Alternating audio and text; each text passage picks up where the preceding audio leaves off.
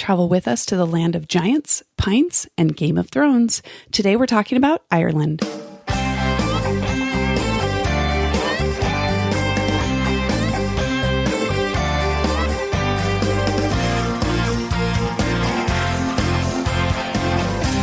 Welcome to Vacation Mavens, a family travel podcast with ideas for your next vacation and tips to get you out the door. Here are your hosts, Kim from Stuffed Suitcase and Tamara from We Three Travel.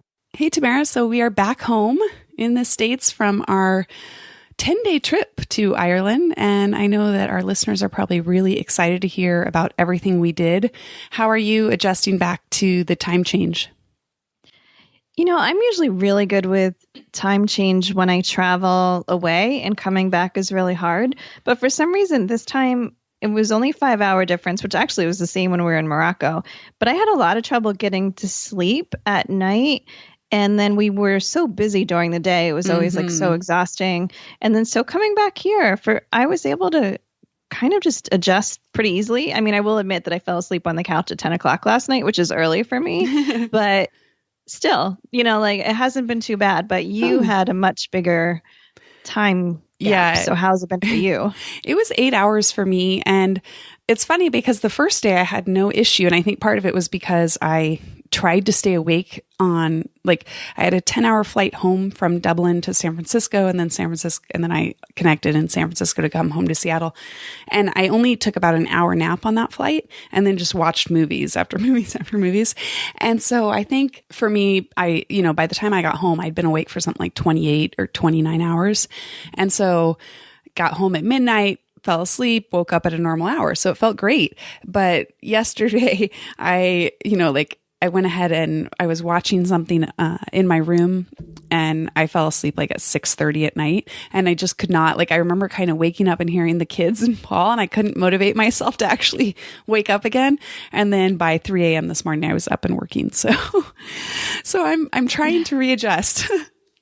Yeah, hopefully it'll happen soon. The only thing I like about coming back is that I'm never a morning person, and it actually makes it easier for me to get up in the morning for at least the first few days. So it's the only time in my life where I'm like, okay, like this morning I woke up at 4:30. I mean, I ended up going back to sleep, but even at 6:30, I was like, all right, I can get up, where usually I'm like, nah, so. Yeah, that's good.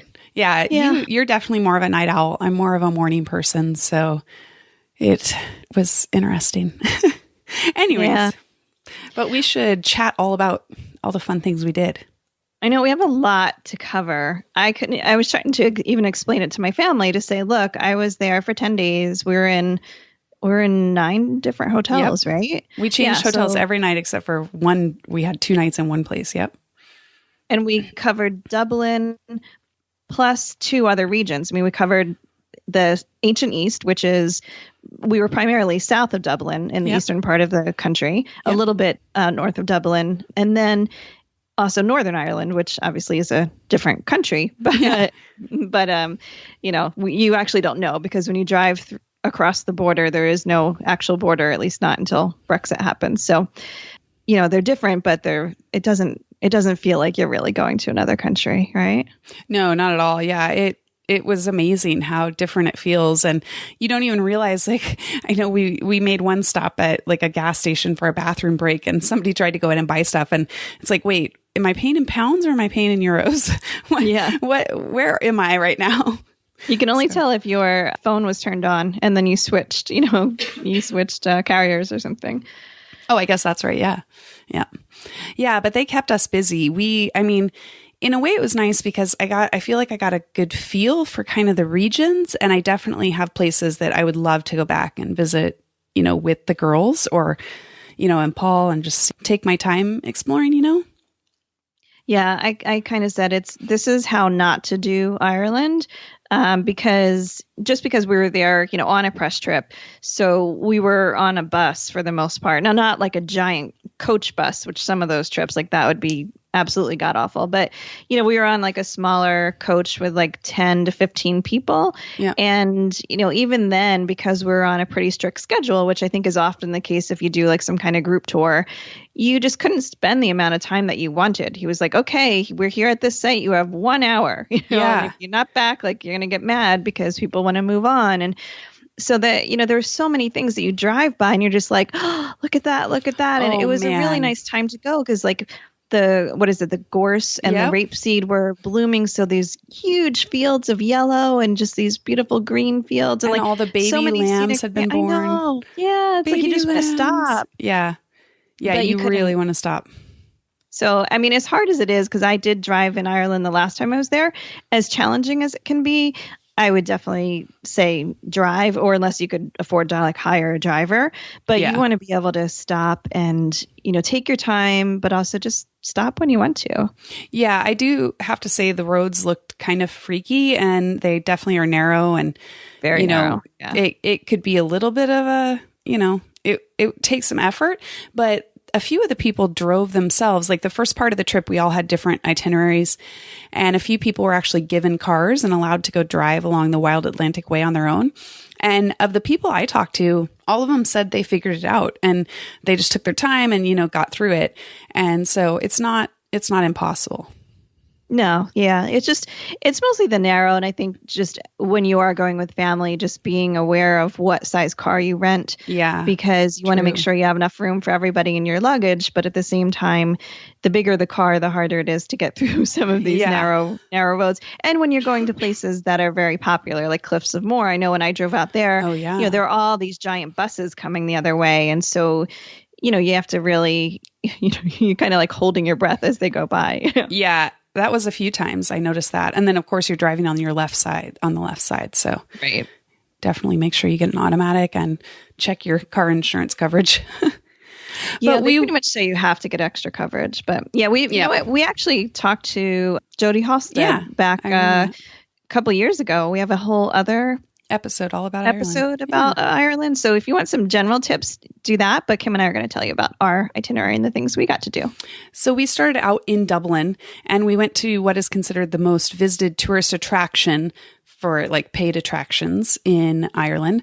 And that is the Guinness Storehouse, which it's kind of funny. I know Guinness is from there, but I hadn't realized they have this huge storehouse that's a major tourist attraction. Had you known that?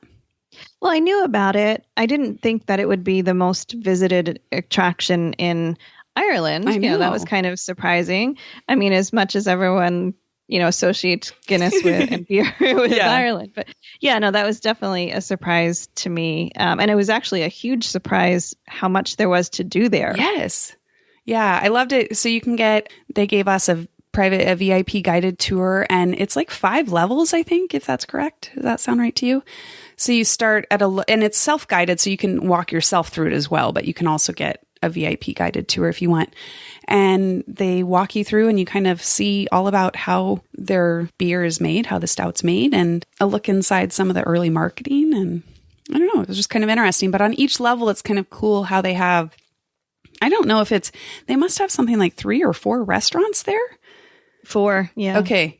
Yeah. So we And ate 2 bars. and 2. Yeah. I mean, so many amazing things to do there. I mean, you could really just go tour and enjoy, but then have lunch, go for a tour and enjoy, and then have dinner. And then they have that great upstairs. They have I don't know what it's called. Gravity bar? Gravity bar. Thank you. Yeah. They have a gravity bar up on the top floor that's got, walled windows and it gives you a great view of the city. So if you luck out and have a clear day, it would be a beautiful way to kind of relax. Yeah, and my favorite part of that was that you had some experiences as well.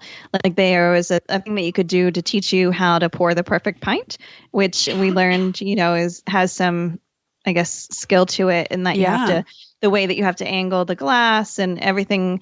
But then also it takes, 119.5 seconds, right? Yes. For the beer to, what did they call it? Settle?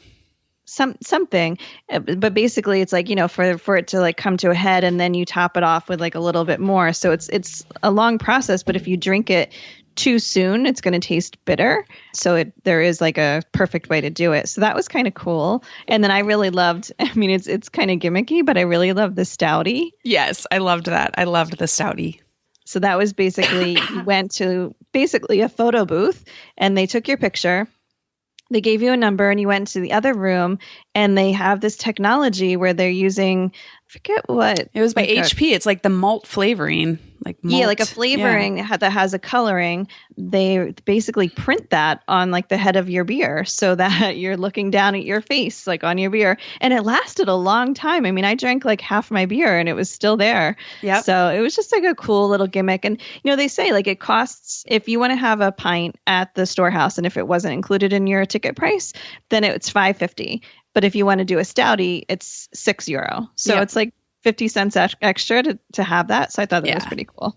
Yeah, it is. And your tickets get you one free pint, but then of course you can buy more. And I will just say, talking about quickly on the Gravity Bar, it was crowded. I mean, I was shocked at how many people were at that place. It is busy. You can see why they say it's the number one tourist destination. They had their busiest day is the Saturday before St. Patrick's Day, and they had 11,000 people come through that day. I think it's just the day before St. Patrick's Day. Oh, yeah, sorry. The day before St. Patrick's Day. But then Easter Saturday was also another really busy one. Yeah. Yeah, but we found like if you went back late in the day that it wasn't nearly as crowded. Right. So that's kind of the tip is, maybe if you do a tour and things in the afternoon, hold out on doing that until later, like maybe even have dinner there and then go up, for a quick pint then. Yeah. Yeah, I think because by the evening it was had cleared out. So should we talk about what else we did in Dublin? I mean, we kind of stayed in Dublin 2 different times. Yeah. But if we want, we can talk about those together. Yeah, exactly. So I know that first night when we were in Dublin, we stayed at the Davenport, which I had a better room than you did because mine was quiet. You had a street view, which was right across from a pub. And so people can imagine a pub is a happening place late at night. So not the ideal place to have your room next to. But I, on the other hand, had a different room spot. But I liked the Davenport. I thought the lobby was nice and the room all. Yeah, I liked it too. I thought it was a very solid 4-star, an even American level 4-star, I think. I know that there's some really beautiful luxury properties in Dublin, so I wouldn't put it there. But, they had a restaurant. It was full service. The rooms were updated and nice. Yeah. Everything was nice about it. And it was a pretty convenient location, really close to Trinity College. So right. Very walkable to pretty much everything that you'd want to do. Agreed.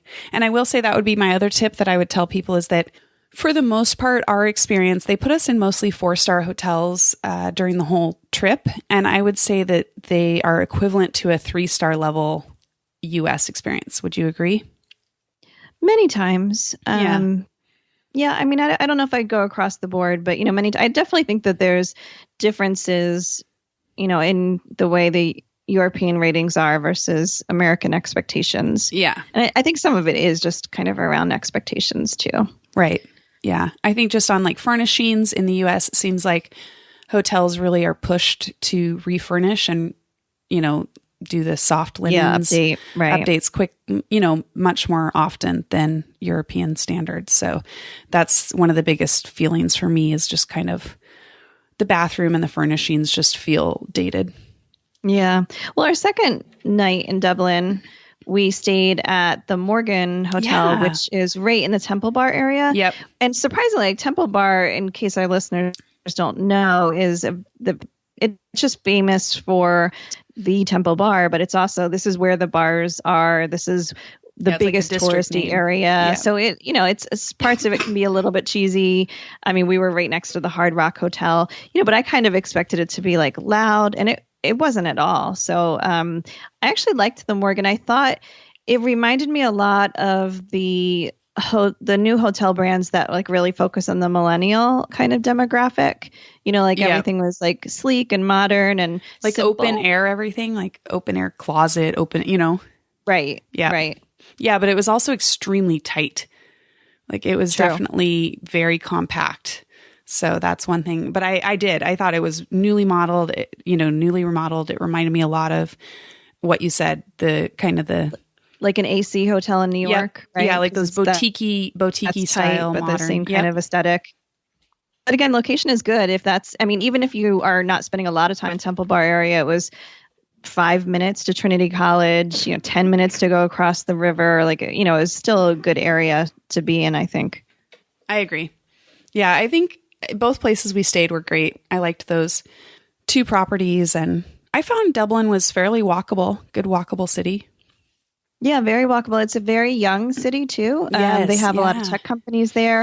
And there was a stat I saw on their media kit, but now I can't remember. But it's something like 48% of the city is like under, I don't know, 40, 45. Like it's a very young city. So a lot going on. I mean, but you and I, on our second day there, we went to kind of tick off a couple of other really big attractions there. Yes. I was so glad that you made the rounds again and allowed me to go to the big tourist attraction of Trinity College and the Book of Kells. And that was kind of a definite must visit for me. So thank you for going a second time.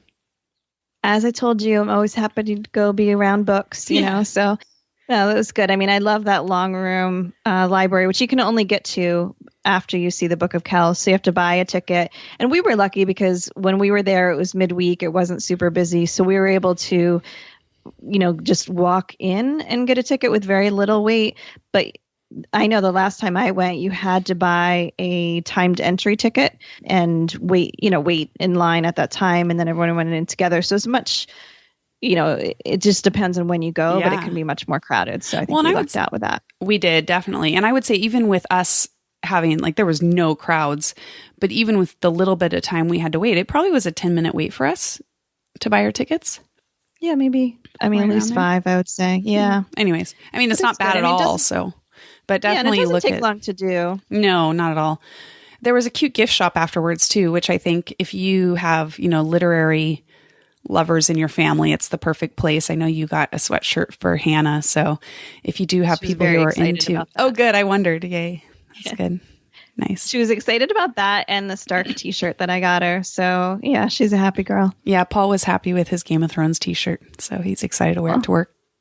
So after that, we then headed across the river to, we did what was top of your list first, and then we did what was top of my list, which was great.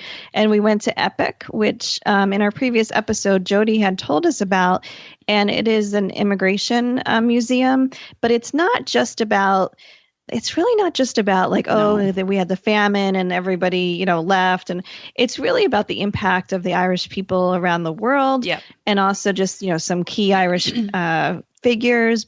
But the way that the galleries are designed, I mean, I think you and I both were just blown away. It was definitely one of the best museums that I've visited. Yep. Agreed. Everything was so interactive. It was so interactive and so enticing. I mean, everything just drew you in. And the nice thing is what happens so often, which we experienced later on, I didn't feel overwhelmed because it's 20 rooms or 20, I guess not rooms. It's 20 exhibit spaces. Yeah. Galleries. And they're split up kind of in almost like little rooms. And as you walk through them, it very clearly what's the next room about. What is this space about? What do we do here? This is about music. This is about, sports. This authors. is authors. And so it made it very digestible because you knew what to expect. And then you only had one thing if I want to engage further, this is what I do. Whereas, you're not like, oh, I need to read 18 plaques and I think there's something over there that's I mean, it was just, I agree. I thought it was an amazing museum. And I do think that they do a little disservice by calling it an immigration museum because I think it would be better titled something along the lines of how Ireland has impacted the world or touched the world or, Ireland's people, something along those lines. Yeah. Yeah, it was really good. So I would put that, if you only have 1 or 2 days in Dublin, those two things are my favorite things. Yeah. At least of what I've done so far. Yeah. And I do feel like, if you're really into eating and bar hopping and clubbing and stuff, then you can spend more time in Dublin. But I felt like, 2 nights to 3 nights would be plenty there. Absolutely. Yeah, I agree. Cool. Because there's so much that's pretty in Ireland, and yes. Dublin's a city and it's great, but it's a city. And so you really want to go for, the small villages, the pubs, the countryside. So that's what you want to see. So absolutely agree. Yep. So then we got up the next day and we headed out into Ireland's ancient East area, which, like you said, is basically just kind of south of Dublin. And one of their stop was County Wicklow. Yeah, exactly. And we got to meet an earl. No, not quite, but a lady. Yeah, the lady. Yeah, the lady of the house. I guess she would be Countess anyways, and that was at the Kilruddery House and Gardens. And it's actually, they've filmed a few things there. So if people are fans of the Tudors show, they've filmed that there. Yeah, I feel like there was definitely a theme to our itinerary, which I really appreciated when we got to the Game of Thrones stuff. But a lot of the places we visited were filming sites. Yeah, it's nice that, I mean, I guess when those properties get pretty expensive, and not all of them are like farms, or they're not creating something that can make money. So they have to figure out a way to afford their property, I'm sure. Yeah, I really enjoyed that one because they do have like special events that they do. I mean, touring the house was okay.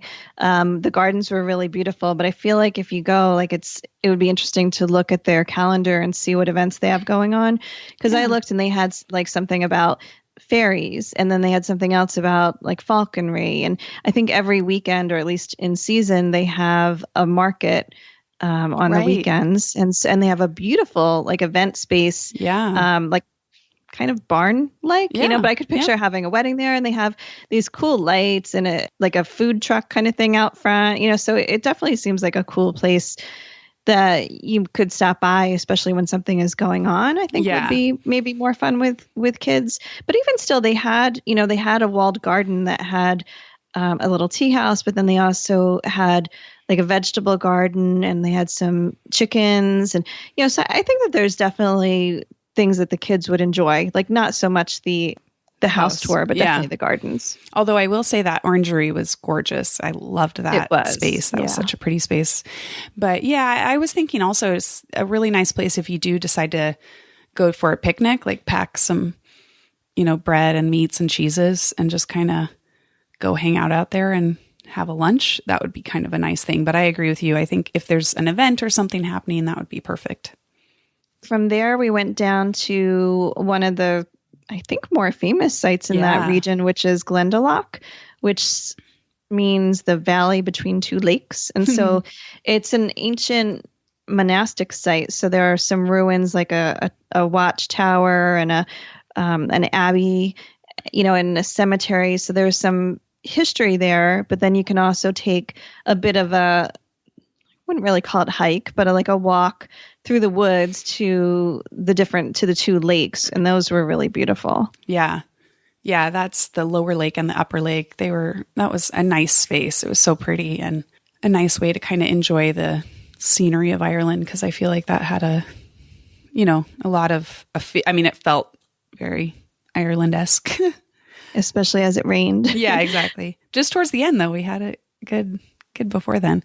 And the monastic site, all those ruins, that's the other thing. I feel like in Ireland, once you get out in the countryside, it's just like ruins and castles and greenery. And it's, that's kind of, if you can appreciate that, then you'll love Ireland.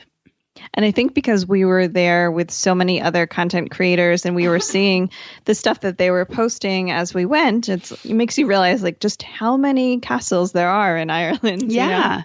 It's insane. You feel like we're seeing a lot, but then when you realize there's still so much left to see. Yeah, exactly. And I apologize to everyone for my cough that I seem to pick up in Ireland. And so hopefully it's not too distracting as we keep chatting. Yeah.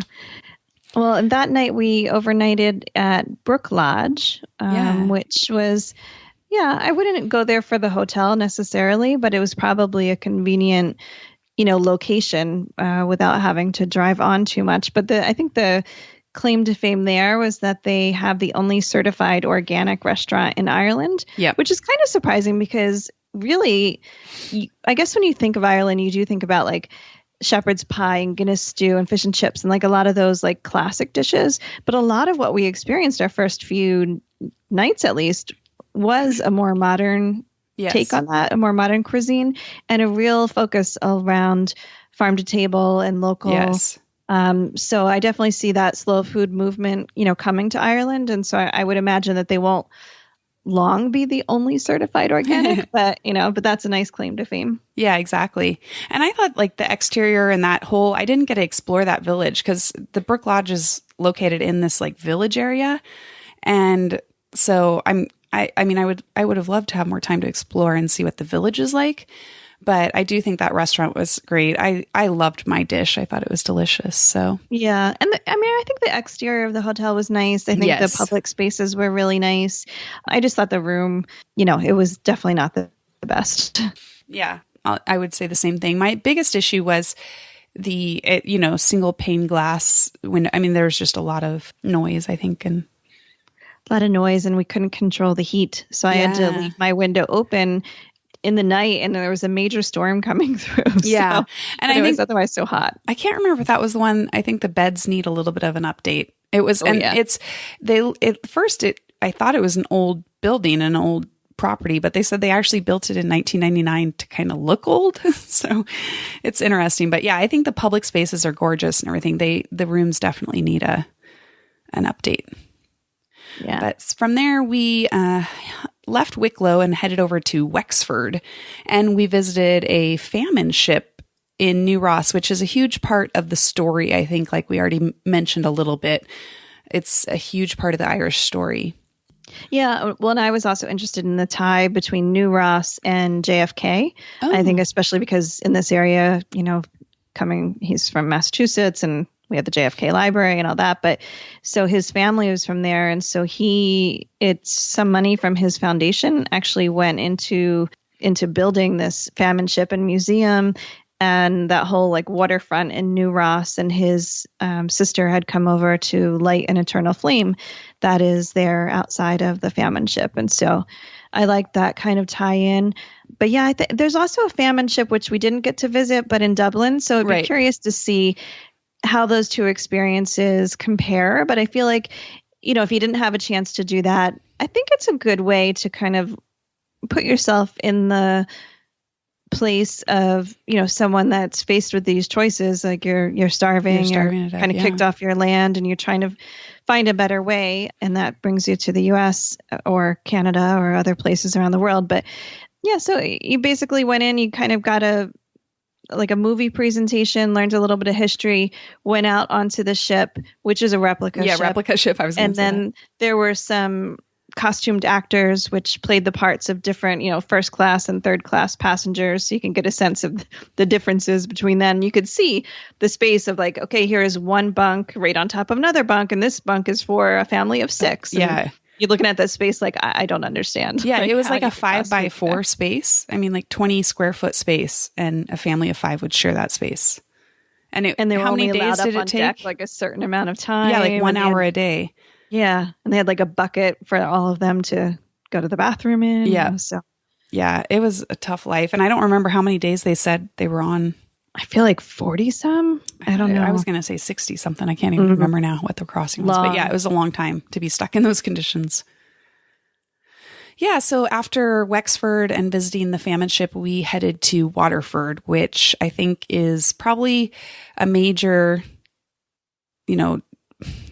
historical city for Ireland. It's considered Ireland's oldest city, and it dates back to the Vikings. And so that was kind of an interesting touch on history. Yeah, and I think that people only think of Waterford for Waterford Crystal, and that's certainly part of it. But yeah, there are other, it certainly plays other roles beyond that. But we got to do a couple of different things. I mean, we visited, we had lunch at the Bishop's Palace, and then we got to visit that a little bit. And then we went to the Museum of Treasures. And so that had a lot of, historical items from old scrolls and manuscripts to Henry VIII's hat and sword, and so a lot of different artifacts that was interesting to explore. And we did that. What was the other? We did that virtual reality experience, which was kind of cool. Thing. Yeah, that I think definitely kids would enjoy. Yes, agreed. Yeah, because you go into this old, but it's made to look like a Viking longhouse kind of thing. Yeah, and then your Viking guide explains things to you, but then you put on the virtual reality goggles and get to kind of learn about the Viking history of Waterford. Yeah. Yeah, it is interesting because it was another clash of, the Vikings coming over and taking over for monasteries, and kind of definitely an interesting clash. It was a walled city, Waterford was, and so it's kind of a cool history. Yeah, and you can still see some of those walls. Yep. And And you walk lots of murals, lots of wall art and murals around that city. So if that's kind of all around Ireland, and they were nicely done. I didn't see a lot of graffiti. I mean, it wasn't like Lisbon. Like Lisbon had a lot of graffiti and nice wall murals. I saw definite, like, beautiful works of art, wall murals, but not as much. It wasn't like mixed along all the graffiti too. And then of course we went to the Waterford Crystal Visitor Center, but they're right. I mean, it's really there. One of their factories. It's where some of their master craftsmen work. And we got to see really each step of it, from the glass blowing to the cutting to the engraving. And to me, I know that it may not be of interest to everyone, but to me, every time I do take a factory tour, I'm really, really impressed by just the level of skill that is needed to do these things, like that we just kind of take for granted. Yeah, and they also, said like 8 years, didn't they say that? To become a master. Yeah. And it just also watching these people work, like you realize like this is not easy on the body, like to have these repetitive moments. I mean, you look at the guy who's holding up this really heavy crystal bowl and he's, doing these very precise cuts. And I'm like, wow, like that's heavy, you know, just like doing that, holding that. And this is what you do all day. I mean, I could do it once, but can you do it all day, every day? So it's a lot of skill, and it just gives you an appreciation for it. So that was interesting to me. Agreed. And I do know that they mentioned that. So if you do want to collect some crystal, or if that's kind of, I don't know how you would get it home, but just so you know, they do have styles that are exclusive to that Waterford factory. So it would be kind of the special treat to buy would be to buy that specific glass cut style. I don't remember what it was called, aria or something along those lines. Well, that's good. I didn't pick up on that. So that's good to know. Yeah, I imagine they would ship back for you. Yeah, they do ship it. I noticed in the gift shop they said that they ship for you. So, but that would be, and then that's another good time to mention what you had found out from your previous visit. But if you are going to be doing a lot of shopping, you can get a tax refund at the airport. But an easier thing to do is to ask for a card of some sort, you said? Yeah, there's two ways. Either they give you a form that you have to fill out to get your VAT back, or some of them have a card. And gosh, I just put it upstairs now. I can't remember what it's called, but they'll have one or the other.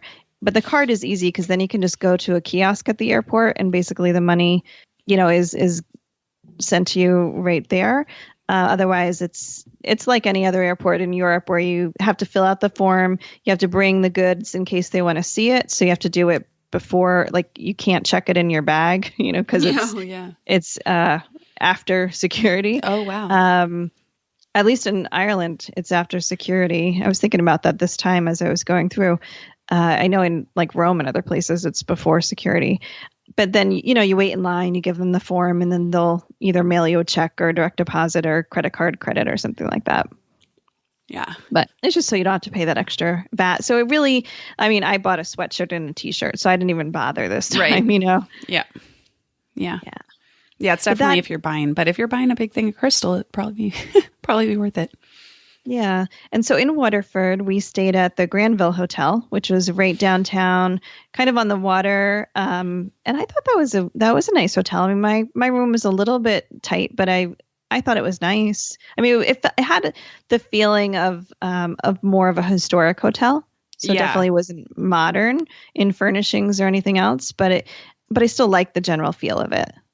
I liked the public spaces, and I thought the customer service was amazing, but I did feel that the rooms were dated and my bed was not the most comfortable. So, and then like I've mentioned before, the windows, there was a lot of road noise. I looked out over the road and the river, and so there was a lot of road noise, but it's considered a pretty popular one. And I think they had a great, that pub that they had down in the lobby seemed like a happening place for that was whatever night hysterical. We were there. Wasn't that funny? It was a Saturday night. Yeah, apparently every Saturday night they have these couple of performers come in, and it is definitely an older crowd. Yes. And it's almost more like a karaoke-ish kind of crowd. So it was not the traditional pub music that you would expect. Yeah. So Yeah. And then from there, we headed to our Kilkenny area, which is where our two schedules kind of departed a bit. Yeah. We had different things that we did on that day. So you want to share what you did that day?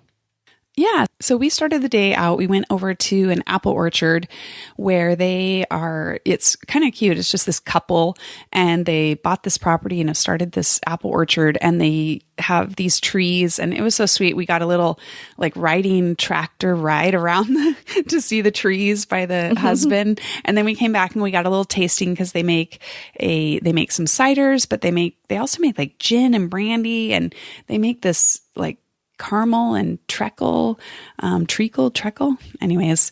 And they make apple cider vinegar. And so they make all these food products from their apples.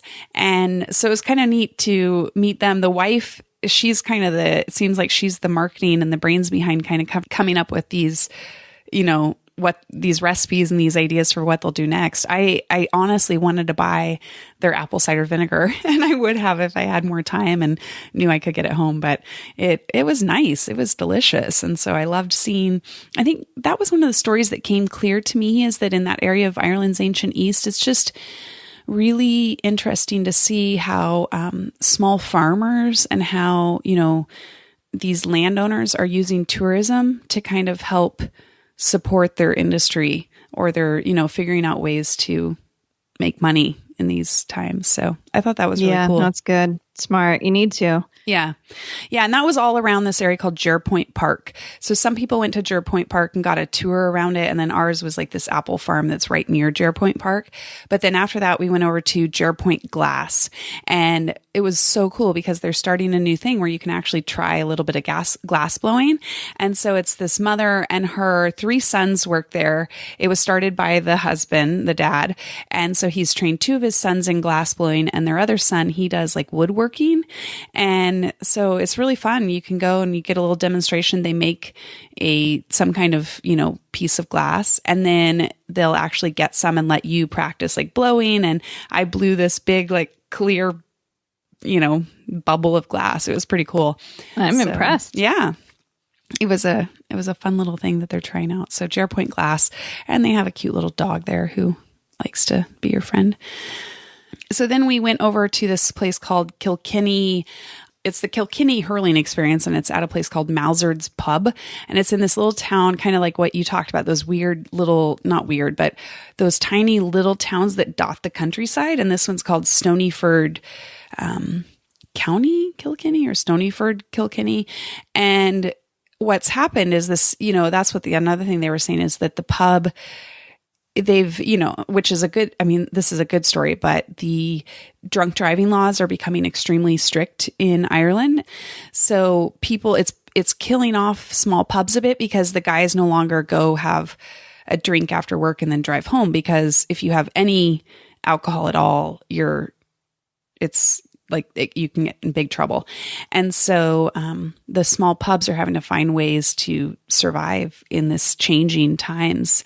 And because a lot of the, workers that live away from the main town, they're choosing just to have a pint at home instead of going to the pub. So this guy is starting this whole thing where it's a hurling experience. So hurling is kind of a national sport for Ireland. And it's a bit of a cross between kind of like hockey, but with a bit of lacrosse feel to it. I don't know totally how to explain it other than that. It's like baseball meets hockey meets lacrosse. So it was a lot of fun. So we practiced a little bit playing around with kind of the ball and the stick that they use. And we got to pour a pint there and got to listen to some Irish music. We actually saw an Irish dancer. He did a little dance for us. And then we went across the street and had some lunch. And then we got on the road and headed into the main city of Kilkenny. And that was where we had a guide walk us around Kilkenny. And Kilkenny is considered like a medieval city, and it's known as the Medieval Mile. And so there's Kilkenny Castle, and then there's a couple of like churches around there.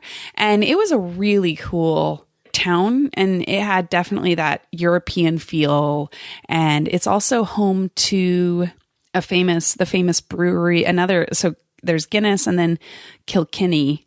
which is known for their red ale, I think is their popular thing. So anyway, so that was a lot of fun to kind of explore that city. And that city's really popular for like hen and stag parties, but there wasn't one when we were there on a Sunday. So we got lucky, but it definitely has a good nightlife feel and lots of restaurants and everything. We had an amazing dinner at a place called Zuni, which was right across from our hotel at the Pembroke Hotel, which is where I was placed. And the Pembroke Hotel, it was a pretty standard hotel right in the city center, which is nice.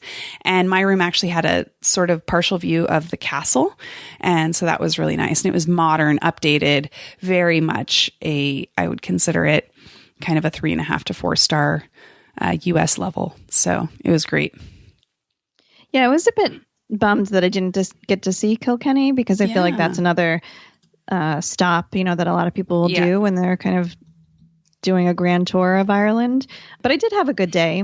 Good. I started off actually bicycling on the Waterford Greenway, and it runs from Waterford, I think, now, of course, without looking at my notes, I can't remember, but maybe like 40 kilometers.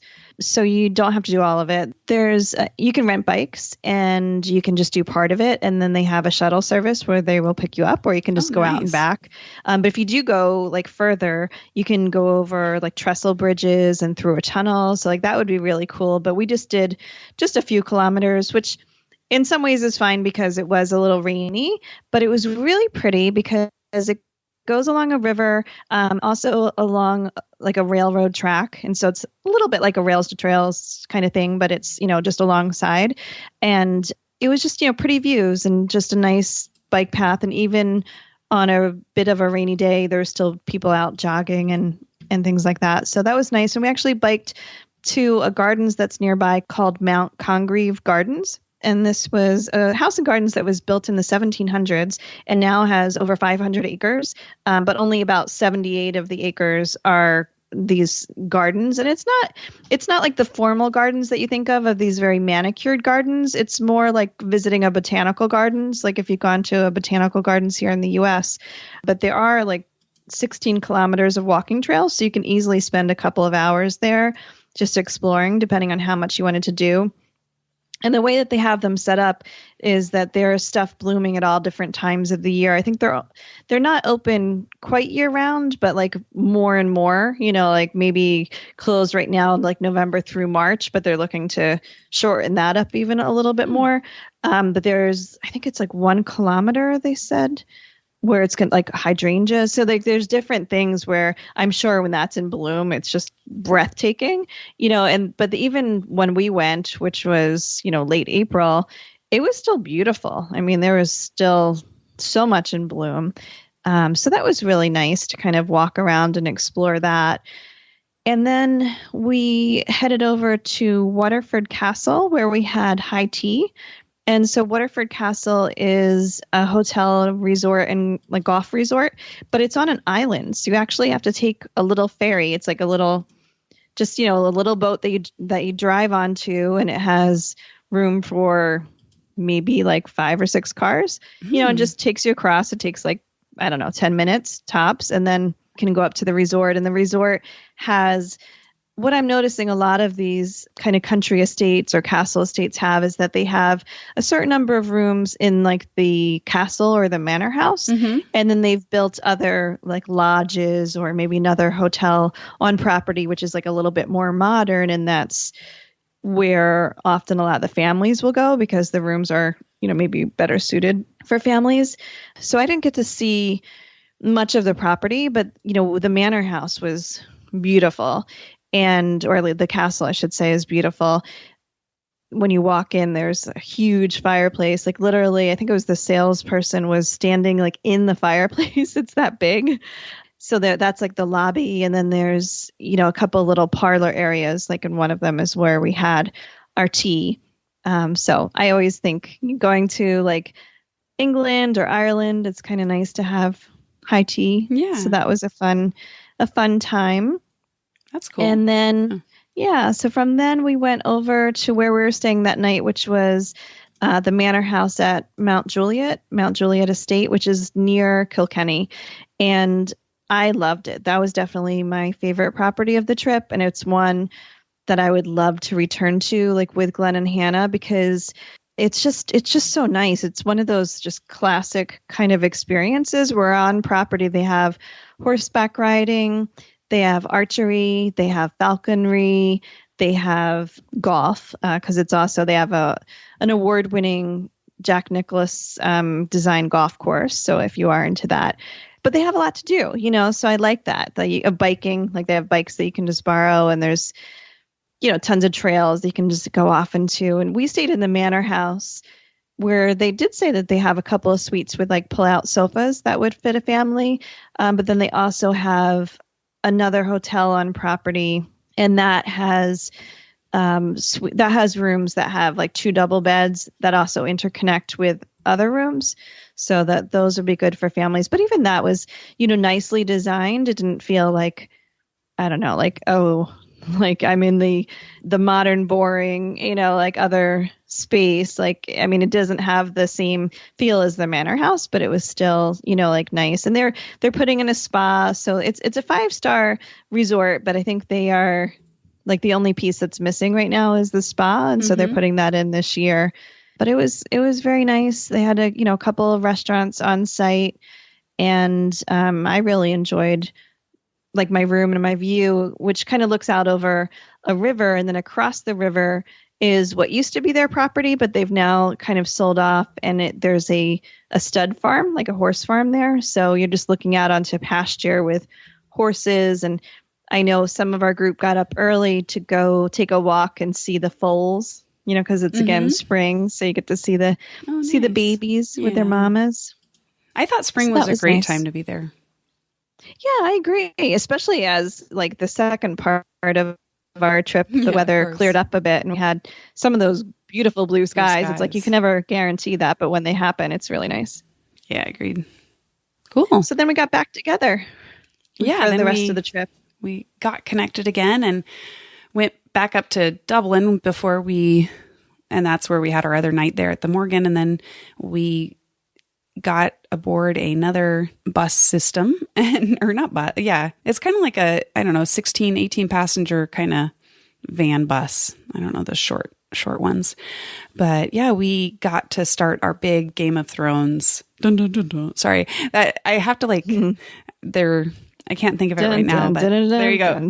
Yeah. I was like, it's funny because it's one of the few shows that for a while I would let the opening credits actually play. And cause I like the music, like the cello, or I don't know. It's good. It draws you in. Yeah. Well, the hard thing I have to say as a Game of Thrones fan that was up to date until we left, like it was so hard to be there when like a major episode was happening and I didn't know it was happening. And then I just realized, and Hannah actually had a really good chuckle about this last night, that because there's only 2 more, well, as we record this, there's only 2 more episodes left. And that the last episode of the series, I'm going to be on a cruise. So there's no way I can watch it. Oh my goodness. Like, so, and she thought that was hysterical that I had to miss these 2, things. No. But I will catch up as soon as I'm back, and I'm now caught up. So yeah. I'm happy. Well, I'm watching the finale for season 2. I've been busting through them now because I want to be able to read all the stuff everyone's talking about. It's so hard, because you see stuff like on news and on Facebook, and even if I try and scroll fast, you still see like glimpses of stuff. So it's really difficult. I was really mad when we were on the trip. I opened up Twitter, which I hardly ever do, open it up, and I had to post something for this trip, and the first thing I saw was like the biggest spoiler for that episode. And so it changed how I watched the whole episode. Yeah. Because I knew what was going to happen. And like, I didn't know when or where and all that stuff, but it was still like that of all the things that I had to see, like that was the worst one to see. Yeah, that's tough. Because Glenn was like, when we watched it, we were like balls of stress for an hour and a half. Like, you don't seem that, and I'm like, well, because yeah. Anyway, though, we started off in the Boyne Valley of Ireland's ancient East, which is north of Ireland. Yeah, it's still ancient East, but north, yeah. Yep, still, exactly. And we did a Game of Thrones boat trip. So basically, it's just these boats that were used in the filming to be like Iron Islands. I'm not going to give any spoilers, but they were used in a number of different scenes in the Game of Thrones. And he basically combines like Game of Thrones / history tour. Yeah. You just paddle up the river. Different tours take different distances. And he explains also the importance of that Boyne Valley just in the history of Ireland. So, correct. But, you got a chance to put on a robe, have a plastic sword. You can dress up and get a great photo. Like, he got a great photo of you. You look great. So I kind of was regretting that I didn't do that. But yeah, his name's Ross Kenny, and he also has been an extra in Game of Thrones. We actually laughed because that is definitely, as you go up into Northern Ireland, that becomes the cohesive theme of any local you talk to. You should just start off, just say, were you an extra in Game of Thrones? Because if they have a beard, there's a good chance they were an extra. Well, and that guy was like, you see this bald spot? That wasn't a lot of him. Yeah. So evidently we have to, if you go back and look, you'll be able to tell. And they've started like covering him up more and doing some things different. So it's not always the same guy, because he has been kind of hired to be the marine guy. He's like the boatmaster. He's the boatmaster. Like, he leads the boats. He provides the boats. It's kind of interesting. So yeah, we did that. And then we took a little trip over to Slane Castle, which is another one of those things where it's this great old castle that's owned by a, Earl family. And they have turned their castle into a distillery, which is Slane Whiskey Distillery. And it's actually been, or they were purchased, or yeah, it's owned by the same people that own Jack Daniels. Yeah. So it's really well done. So I'm sure it's well done from a whiskey perspective as well, but just from a style and design, experience perspective. I mean, I was really impressed. It's gorgeous. Yeah. The property, they've done an amazing job of decorating it. They have a gift shop that looks really nicely boutique curated. And yeah, so then after that, we walked over and got a small little look and peek at the castle house as well. But yeah, mostly it's about the distillery. And from there, go ahead. I was going to say, I think the big thing about Slane Castle, though, is that it is known as a concert venue. Yes, that's so right. Everyone from like the Stones, like pretty much everyone. Bruce Springsteen has performed there, and so you see that theme kind of brought in because of that history, and people have loved performing there. Yeah. So it's just basically it's like Woodstock, where people are hanging out on the lawn, while these great acts are performing. I mean, Queen, like everyone. Yeah. But in the gift shop, they had albums, like actual LPs. Yeah. Yeah. It's shocking, right? But I thought that was pretty cool. Like that little tribute to the history. Yeah. And I think it helps the current Earl, or whoever, the son or whatever, he was there and we got to meet with him. And, the music is a huge story for him of growing up. It's something that really stands out to him and he remembers are the concerts on the lawn. And so, yeah, I think that is a huge part of it. So if you're a big music fan, that's definitely a visit. Whiskey fan, that's definitely a visit. So yeah, good stop. Yeah, but then we got to go to one of my highlights and something that I had been looking forward to the whole trip. And we got to visit Winterfell. Seasons 1 through 3. Season 1 through 3, yes. So Castle Ward is the castle that was used as the backdrop for Winterfell and Game of Thrones for the first 3 seasons. But when you go there, you're not really recognizing it. I mean, you recognize certain things if you can think back to the early seasons. But now when you see it, you think of like these balconies and things like those aren't there. And even like the circular towers that you see in like the opening credits and things like that, they took from a castle in Scotland. So apparently it was in the pilot that they scrapped. They filmed their first pilot in Scotland. They didn't like it. They trashed it. They recast the whole cast. Yep. And then started filming in Ireland, which is a good thing for Northern Ireland, huh? Yeah.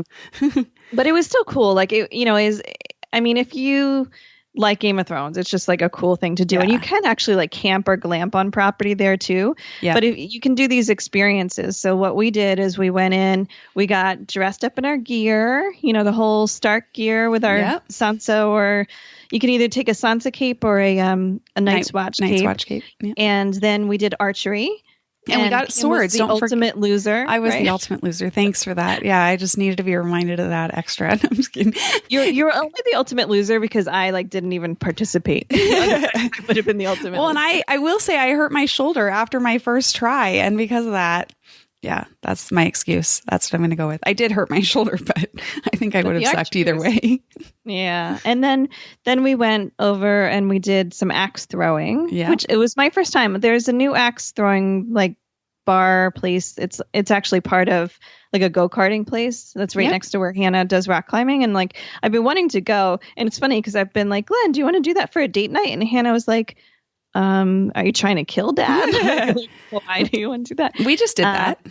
Yeah, but it was harder than I expected it to be. And I felt like I didn't get to have a really hard, long, satisfying throw. It's it was more about getting just the right, force behind you. So anyway, so we did that. And then we got to meet two of the Game of Thrones direwolves. We met Summer and Grey Wind. Yeah. So that was really cool. I thought that was awesome. And talking to their owner.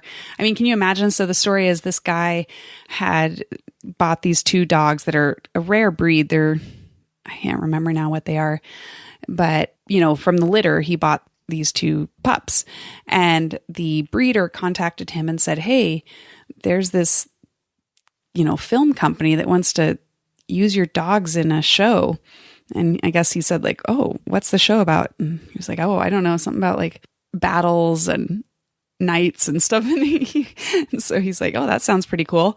And so, they got their dogs, and I guess the dogs went off and got during the puppy phase, the dogs went off and got potty trained and everything. So he avoided all that. They came back and were potty trained and house trained and behaved properly. So he was a character. And of course, he was an extra. He was an extra in Game of Thrones. Yep. And so is his dad and his brother. Well, at one point, his dad was standing next to me and I didn't realize, and I turned and looked and I was like, because he looks like a scary dude. Yeah. Yeah, that was definitely a fun experience. And so it's called an immersive experience. They're just kind of, again, it's a way they're using the tourism, and they're doing an excellent job at it. I mean, people are just falling in love with it. I felt like that actually stood out to me because I was lucky enough. I just was through season 1 when I was on this trip. And so that scene of, when Bran was learning archery in the courtyard, it was very clear to me. And so I was like, oh, I kind of get the feel for it, because I hadn't seen all the other stuff to kind of affect things then, Right. Yeah. No, that was definitely a highlight. I loved it. Yeah. And from there we went into Belfast and we stayed at the Grand Central Hotel. Yes. Which I think you and I both really liked. I loved that hotel. It was great. It was nice. First of all, it was the first hotel we got to stay at 2 nights. Second of all, it was kind of a high-rise hotel. We got nice floors up. I was on the 19th floor and I got to see, I could see BBC headquarters from my thing. And it was just clean, nicely done, nice big bathroom. And they had a beautiful observatory bar on their top floor that is a must visit if you're in Belfast. Definitely recommend that. Yeah, I enjoyed it too. And then we had a day. It was nice to have a day where it wasn't driving somewhere, because we actually stayed in Belfast for the day. Although we drove around Belfast in the morning because we got a tour that showed us kind of the Protestant neighborhood and the Catholic neighborhood. And I know I'm not using the right terms because I should be referring to them as their political parties and not necessarily the religion, but I always forget who's the Unionist and Republic and all those. Yeah, I can't remember it. There were so many different titles while we were up there getting the tour. I was like, I'm so confused. Yeah. Yeah, exactly. I'm like, can you draw me a chart here? Yeah. I mean, I know the IRA is on the Catholic side, but I just didn't know. I don't know. There were a lot of other. There was a lot of other terms used. Yeah. Yeah. But what really startled me was the peace wall. Yes. So there's still a huge wall with spikes on top that go between these two neighborhoods. And the gate is open, and technically you don't have to live on one side or the other, but it was really startling. I'm like, wait, this is apartheid here. And it's funny because when I came back, my mother-in-law called and she's like, oh, we were always told not to go to Belfast. I'm like, well, that was a long time ago. And 1999 were the peace accords, and now, it's different. And where we were staying at Grand Central Hotel in more central Belfast, you would you wouldn't see that. You wouldn't sense that at all. No. I mean, it was a That was a city. great There was city. street art. There was, cute pubs and restaurants. Yeah. I mean, Lots of around. shopping and a school. Yeah. There was the university Totally. there. I mean, it felt I loved where we stayed. I thought that whole area was great. We went and visited a museum to visit something, which we'll talk about in a second, but we walked back from the museum to our hotel and I was like, oh, it's completely normal, city like any other major kind of metropolitan city, I guess, European metropolitan city. And it's definitely separated from this area where we toured that is the two So we felt very divided safe. factions. Yes, agreed. I will But say it was that good to see that. Yeah, and so to get that understanding of not ancient history, but like No. really, modern history. And, there are definitely still impacts. Like they're still trying to kind of even things out. Like there are quotas on government and hiring of trying to make sure that things are balanced. So yeah, he was saying you have to claim a religion. Like when you apply to something, are you Protestant or are you Catholic? And there's no other don't option. And if you don't want to say it, they'll ask where you went to school and they'll apply you based on where you went to school. And so it's and that has to do with hiring quotas because they're trying to make it equal, but in doing that, they're kind of continuing the separation cycle. Exactly. Yeah. So it was interesting to learn that, to see the murals that are related to that, and kind of understand that ongoing struggle. But then from there we went. The way that Belfast is organized, it's different quarters. And so we went to the Titanic Quarter, which is where the beautiful Titanic Museum is. But it's also where Titanic Studios, where they where they filmed Game of Thrones, like all the interior stuff. I mean, obviously they have a lot of filming locations around the world, but the production is there. Yeah. And then they also had a Game of Thrones touring exhibition right next door. And so that was all together, and the Titanic Hotel all together in one quarter. Yeah. Yeah. And I guess there's a river walk or something that's supposed to be pretty nice right around there. We didn't get to do, but I think if we had more time. Yeah. So yeah, the Titanic exhibit is, evidently really, really popular. So if that's something of interest, I think for us, the highlight was definitely that Game of Thrones.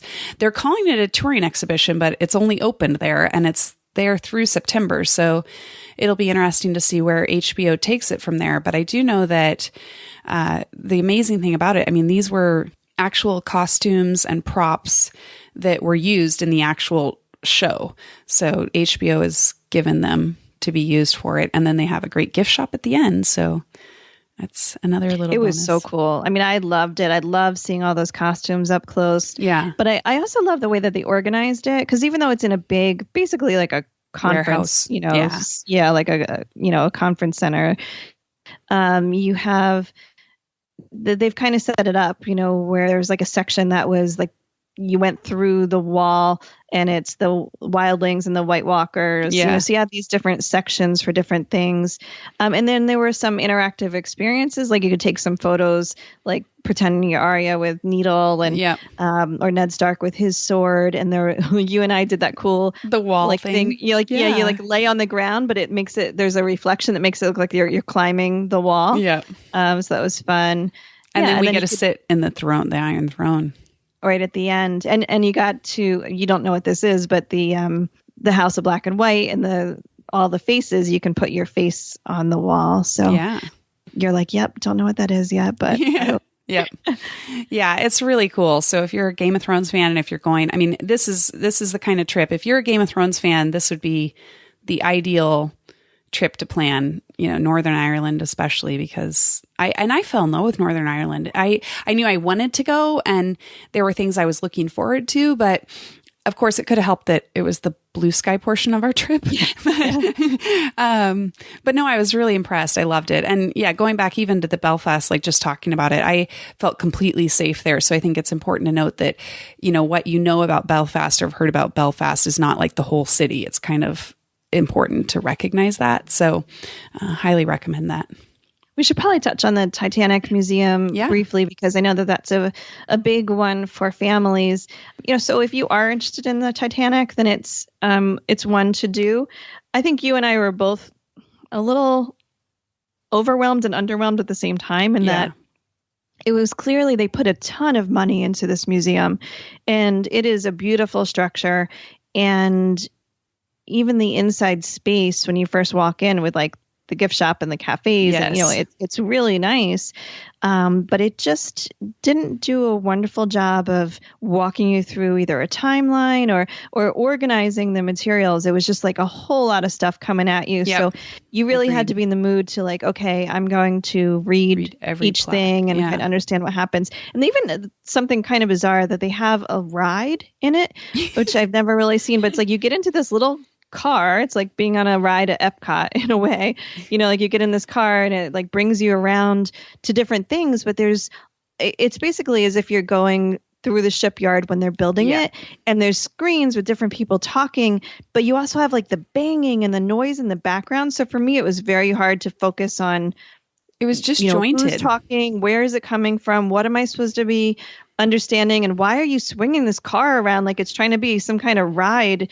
Like just make it smooth and so it was just a little awkward for me. But I think for some kids, it's like, hey, I'm at a museum and I get to go on this little ride. So yeah, and they do have that.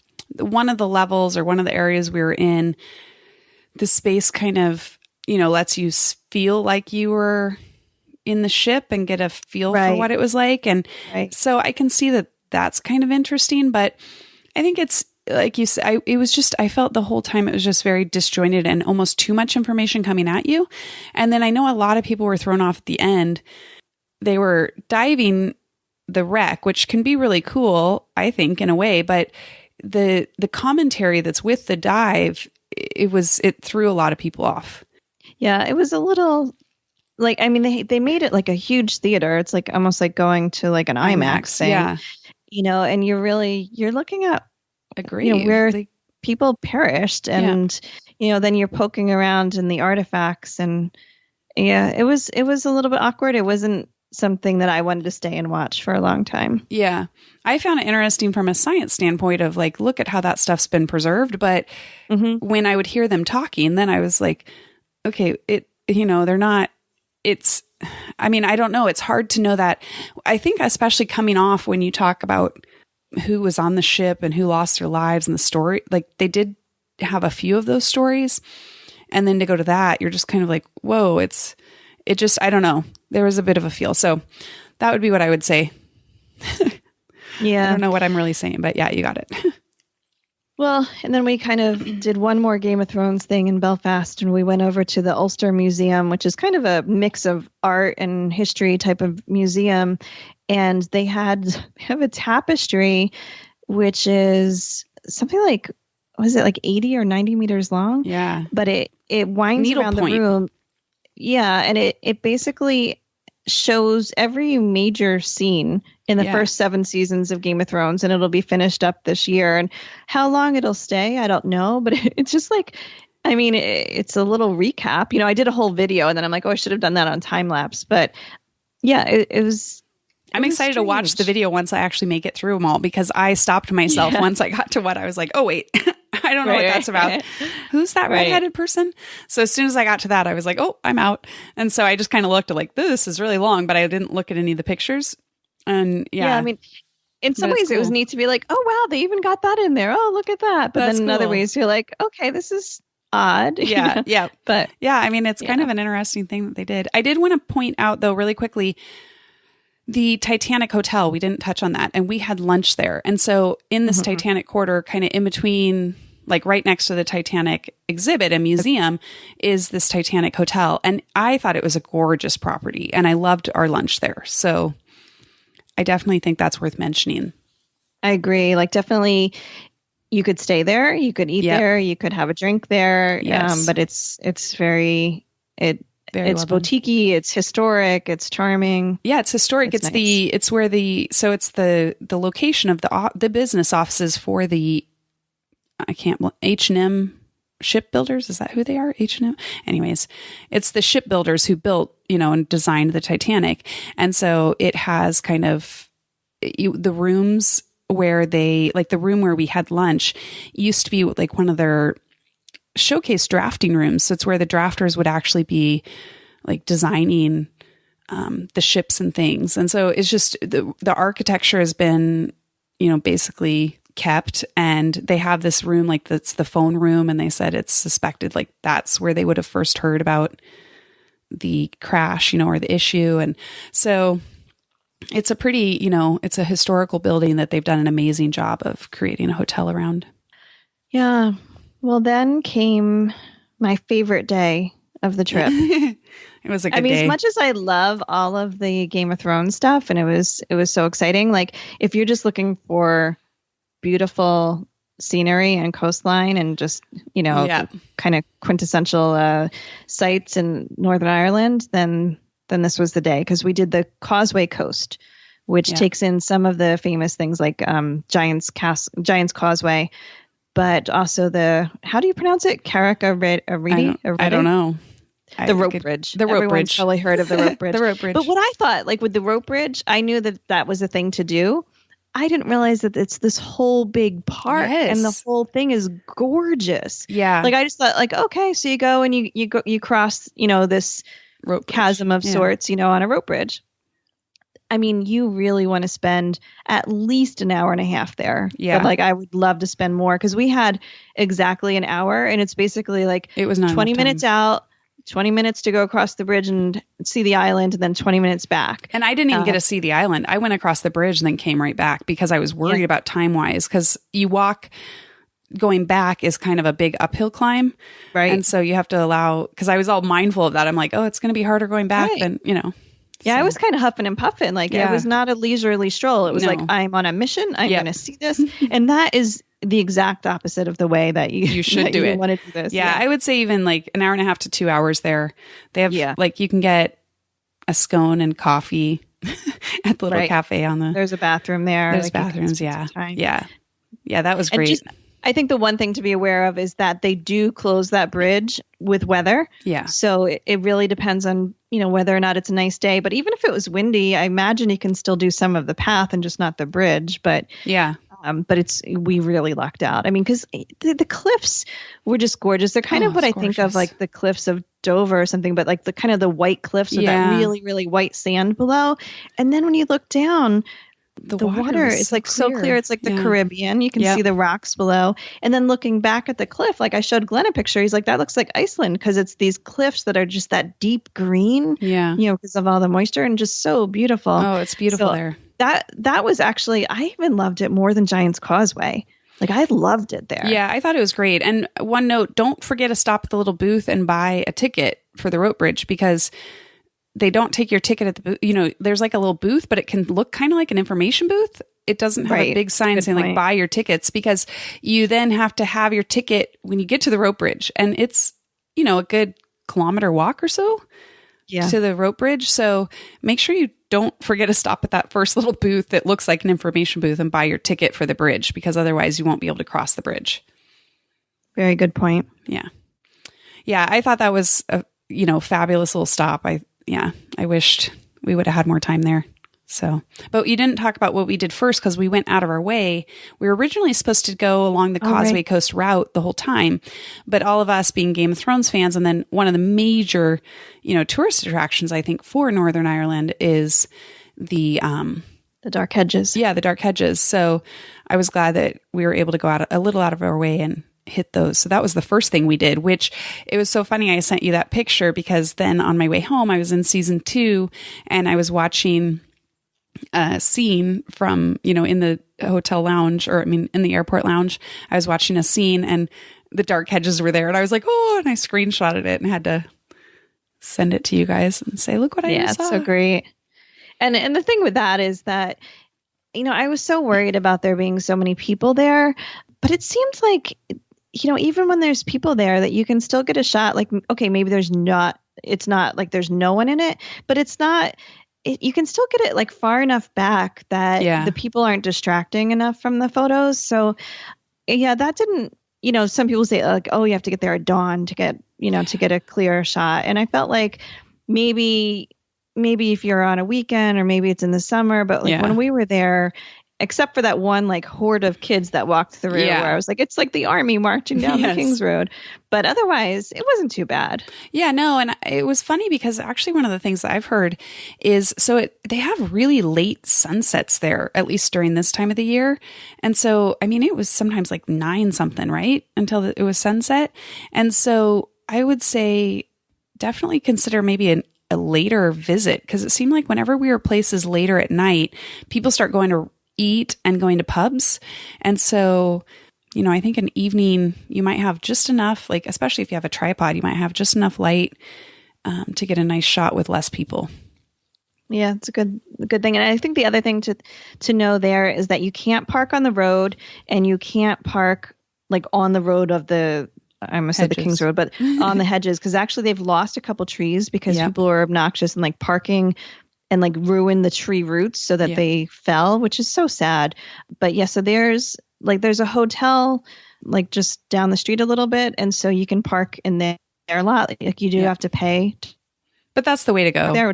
And then you can use the bathroom there too. Taking advantage of that. Yeah, exactly. And when you use the bathroom there, you get to see one of the famous doors. So that was the other thing about this, is that they had 10 trees fall, and it was around season 6 of Game of Thrones. They had 10 of those famous dark hedges trees that fell, and they used the wood from that to create these 10 doors around Northern Ireland. And so at that hotel is one of the doors, and they have one of the doors also in Belfast, and you can actually get a little collector's passport that'll show you the location for each of these doors. And I'm assuming they were purchased or, created by a business, like a business sponsored them, and then the business has them. And the hope is that people come into the business wanting to see the door, and, so that would be another little reason to park there. Yeah. So after that, we went to the rope bridge, and then after the rope bridge, we headed over to Giant's Causeway. And Giant's Causeway, in case you don't know, just Google some pictures of it, but it's these basalt columns, kind of columns, but they've been kind of worn off, and so it almost looks like big like octagons or circles on the ground. And it's just another beautiful sight. And you can go to the visitor center. It's another place where you have to purchase your ticket, but they actually take your ticket as you leave. That's right. Yeah. And then you walk down, and you can walk pretty far along the coast if you have time. So it's another place where you really want to give yourself plenty of time, but at least give yourself time to like climb over that main section of the Giant's Causeway. And then if you do have more time, it would be really nice there. You can walk, there's a path along the cliffs above it, which we didn't get to do, but I think would have been fabulous. Kind of reminds me of like the Cliffs of Moher path, to be able to see that viewpoint. So, and I don't know, how long do you think you should stay there? I mean, at least 2 hours? I think it depends how much you like walking. Only an hour? Yeah. I think it depends how much you like walking. If you just want to go down and say you did it, done, checked it off, I have a few pictures, then an hour's fine, because you can, and that's the other thing, also pack some pounds, like coins, like £1 coins, because you can actually walk down, and then they have a shuttle that'll bring you back, which is uphill. So it's kind of a quick way to get back. Although it's a beautiful day, so some people walked, but if you have £1, you can just hop on the shuttle and get the ride back. But so I'd say an hour is good if you just want to say I did it. But if you really want to explore more of the area and, maybe like you said, go up to the cliffs and see that different lookout, definitely give yourself 2 hours, I'd say. Because there's another thing like the Organ, and I don't know, there's a few spots that you can see that we didn't get to see. Yeah, that's good. I loved going there. It was on my, I guess, Northern Ireland bucket list, or it's one of the reasons that I really wanted to go to Northern Ireland. So I was very happy. And again, that was part of that beautiful day that we ended up having. So it was good. Such a gorgeous day. And after that, go ahead. I was going to say, and some of our friends actually they do have a helicopter ride up there. There's a company that does helicopter rides, and some of our friends got a helicopter ride along the coast there. And they'll actually show you, I guess there's some Game of Thrones filming locations there too. So if you're a Game of Thrones fan, that's another thing to look into if you can handle a helicopter, because it's kind of a fun way to see the coast. Yeah, the two of us just had more time to enjoy our lunch, which was nice because we went to Bushmills Inn, which we had soup and sandwiches, and the soup was delicious, but the menu looked fantastic. And since I posted that picture, I had so many people say like, "Oh, I'm so glad you made it to Bushmills," and like, so it's definitely like a good spot, but also you can stay there. So I'm thinking we ended up continuing on to Derry, but if you wanted to skip Derry, I would stay at Bushmills and just have more time to do that Causeway Coast and just enjoy it. Absolutely agree. Yep. It helps, like, again, it helps that it was a beautiful blue sky day, but that area, there are so many cute little towns and just the rolling hills, and there's like harbors and beaches. Yeah, there was harbors and beaches. So I would absolutely stay at Bushmills a night or two and just use a car and drive, have that as your stopping point and drive around from there. Yeah, it's like if you really have time, stay a couple days at least, because then maybe at least one of them will be sunny. Yeah. Possibly. Yeah, exactly. Yeah, so from there we made our way over to Derry, which is a famous walled city, and we stayed at the Bishopsgate Hotel there. And that was nice. That was, again, like a boutique hotel. Yeah, boutique hotel, different rooms, different feel. I guess there was only a few of the rooms that had a balcony. And so you had a balcony with kind of a city street view. I had, it's in the walled city, and it's a very small, like crowded European city style. So on our side, we were on one of the, I guess, side streets, but it felt more like an alley. Street. Yeah. Yeah. So, yep. I was definitely so tired at that point that I barely noticed, where I was staying. I did think that was a great dinner, though, experience that we had over there. Yeah, we did. So basically, there's two sides of the city, and we walked across what they call the Peace Bridge, which is a new modern bridge, to go to the Walled City Brewery. And it is, they said, the #1 gastropub in Ireland. Yeah. And they brew their own beer, obviously. So that was definitely a very good dining experience. Yeah, really good. Good staff too. We met the owner, and it was so cute. He was like, "Oh, go ahead."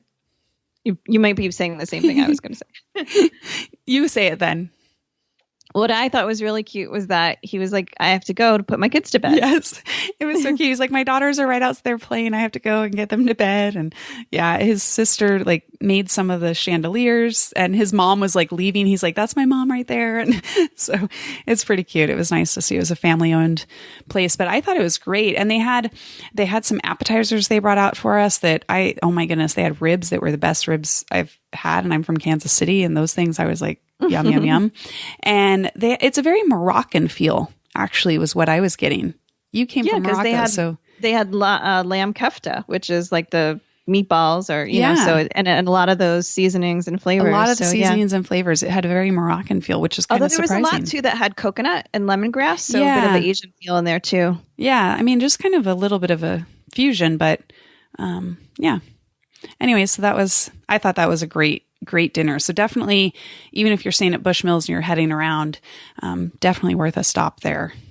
I think like neither of us were super thrilled with the city of Derry. Correct. But we really liked the food there. Yes. Yeah, I thought that was good. And I thought it was kind of fun, like to give that boom board experience a try that we did the next morning. So we did this boom board experience with this Far and Wild adventure company, and basically it's like longboarding that one of the guys had found like and seen in Hawaii, and so he decided, hey, let's bring it over here.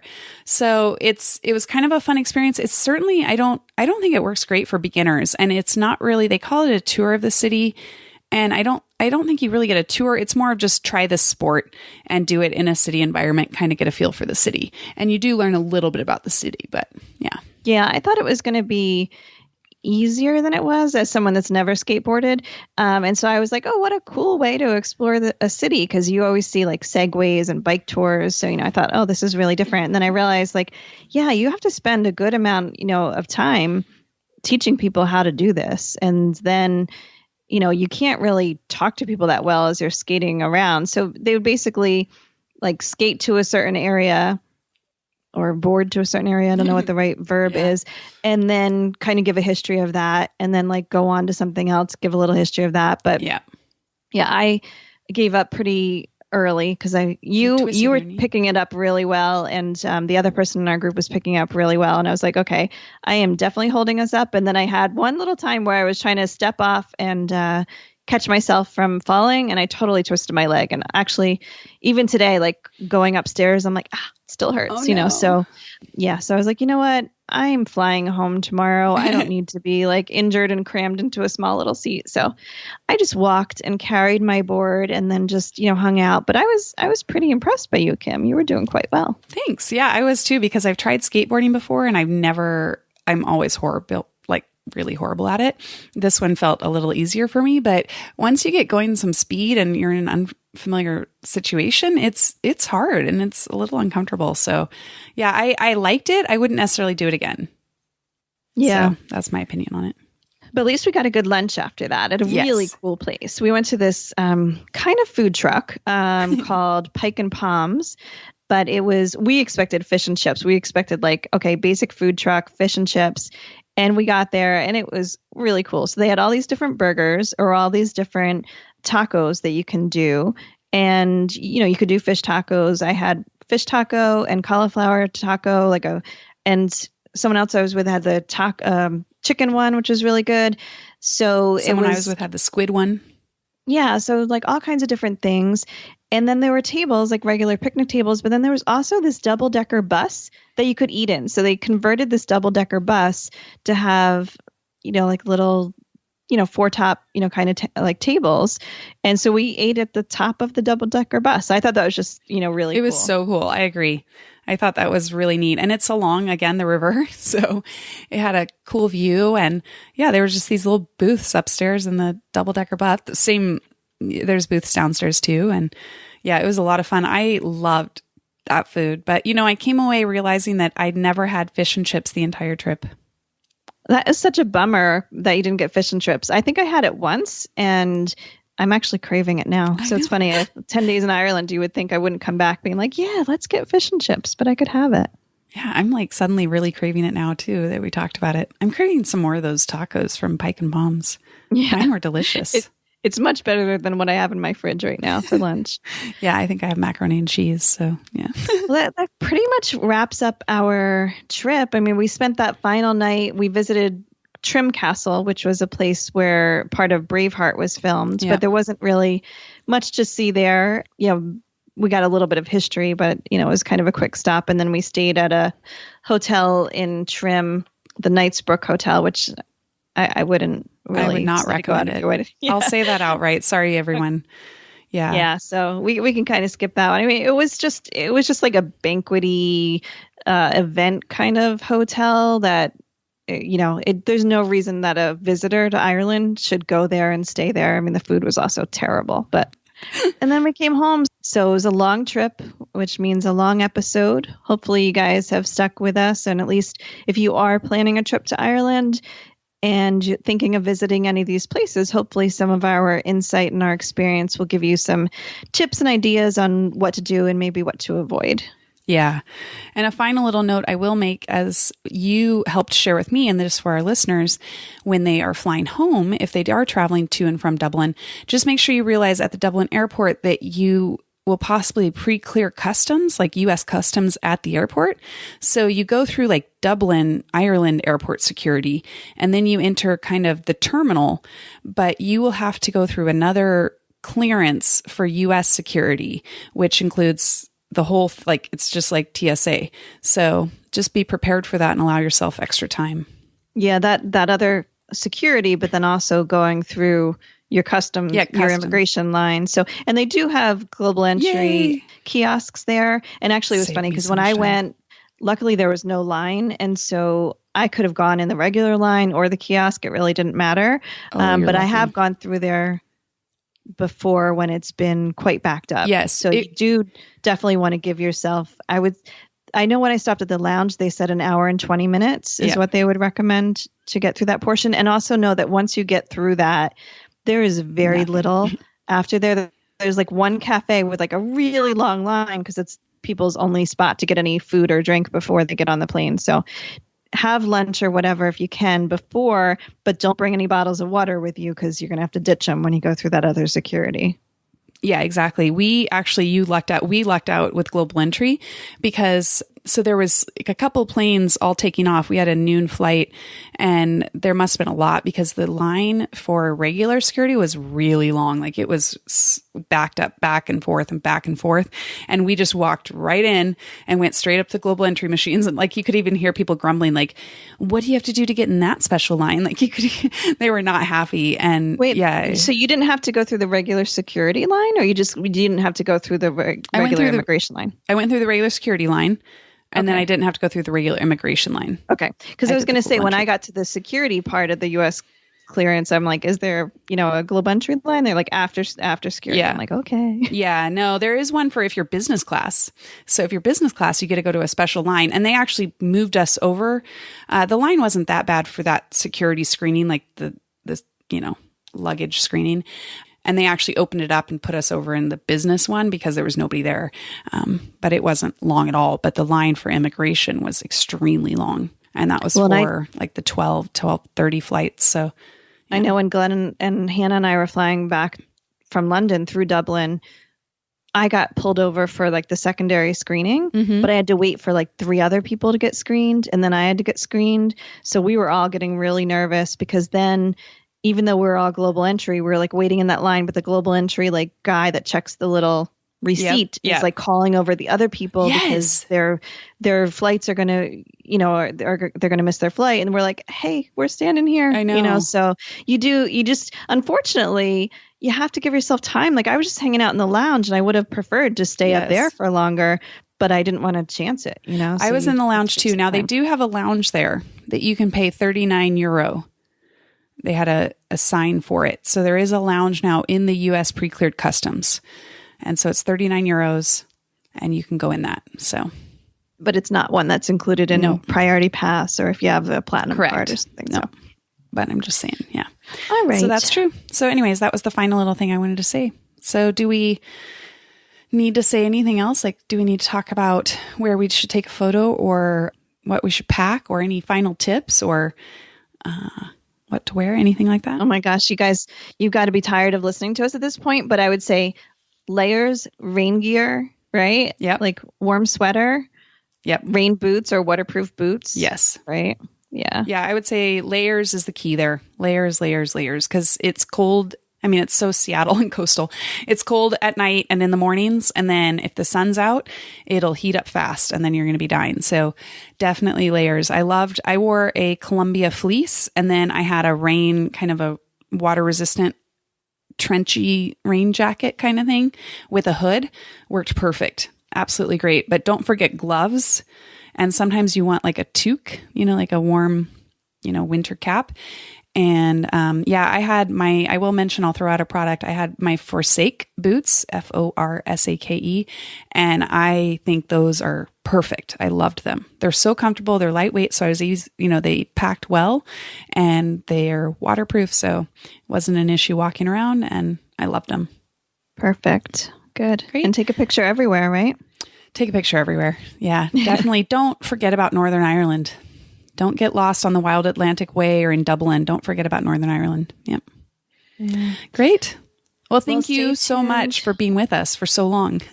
Yes. And stay tuned because next week we're going to be talking about Paris with kids. And that is a popular destination. So yeah, definitely. Stay tuned.